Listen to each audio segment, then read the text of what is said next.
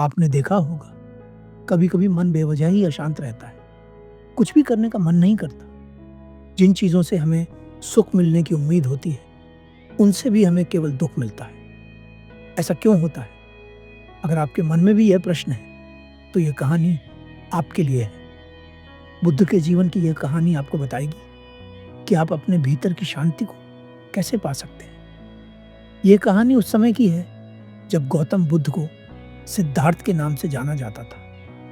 जब वे परम सत्य की खोज में थे, उस समय उन्हें यह विश्वास था कि वे अपनी मंजिल तक पहुंच जाएंगे, परंतु उन्हें मंजिल तक पहुंचने का एक सही रास्ता नहीं मिल पा रहा था।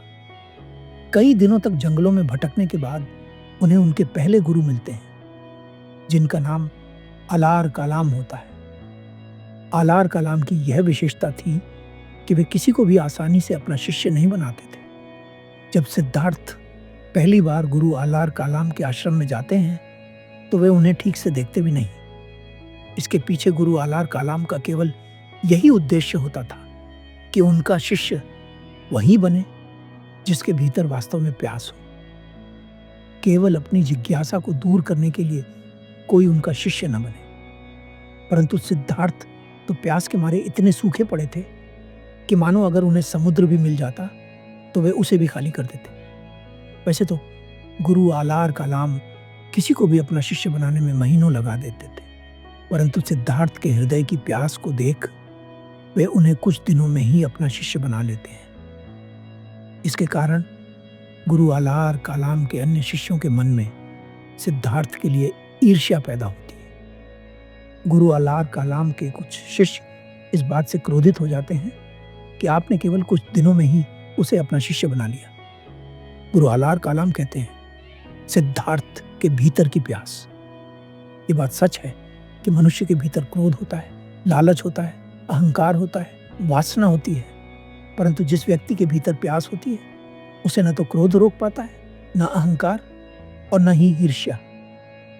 गुरु अलार कालाम कहते हैं, तुम कई वर्षों से मेरे शिष्य हो, परंतु अभी भी तुम्हारे भीतर ईर्ष्या है, क्रोध है, लालच है, और इन सभी चीजों के कारण ही मैंने तुम्हें अपना शिष्य बनाने में इतना समय लगाया था।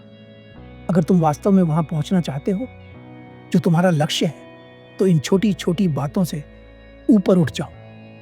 इतना कहकर गुरु अलार कालाम अपने सभी शिष्यों को भिक्षाटन के लिए भेज देते हैं। सिद्धार्थ भी अन्य शिष्यों के साथ पहली बार भिक्षाटन के लिए जाते हैं। भिक्षाटन से लौटने के बाद सिद्धार्थ व अन्य सभी शिष्य गुरु के समक्ष बैठ जाते हैं। गुरु अलार कालाम के सभी शिष्य भोजन करना शुरू कर देते हैं, परंतु सिद्धार्थ खुद भोजन करने की बजाय पक्षियों को भोजन खिलाने लगते हैं, जिसके कारण उनके पास बहुत सारे पक्षी आ जाते हैं। यह देखकर गुरु अलार कालाम के अन्य शिष्य बहुत आश्चर्यचकित होते हैं और सोचते हैं कि भला इतनी दूर से भिक्षा मांगकर लाने के बाद भी कोई अपना पेट भरने की बजाय दूसरों का पेट कैसे भर सकता है। पहले दिन कोई भी शिष्य गुरु से यह नहीं पूछता कि सिद्धार्थ ऐसा क्यों करते हैं, परंतु जब सिद्धार्थ इस कार्य को लगातार करने लगते हैं, तब गुरु अलार कालाम का एक शिष्य उनसे पूछता है, वे अपने आधे से भी ज्यादा भोजन को पशु पक्षियों को क्यों खिला देते हैं। गुरु कहते हैं, वत्स, सिद्धार्थ के भीतर पीड़ा है। वे अपनी इस पीड़ा को खत्म करना चाहते हैं, इसलिए वे अपने भोजन को पशु पक्षियों के साथ बांटकर खाते हैं। वह शिष्य पूछता है, परंतु गुरुदेव, अपने आधे से भी ज्यादा भोजन को पशु पक्षियों को देने से मन कैसे शांत होता है। गुरु कहते हैं, इस संसार में हर व्यक्ति सब कुछ पाकर प्रसन्न होना चाहता है।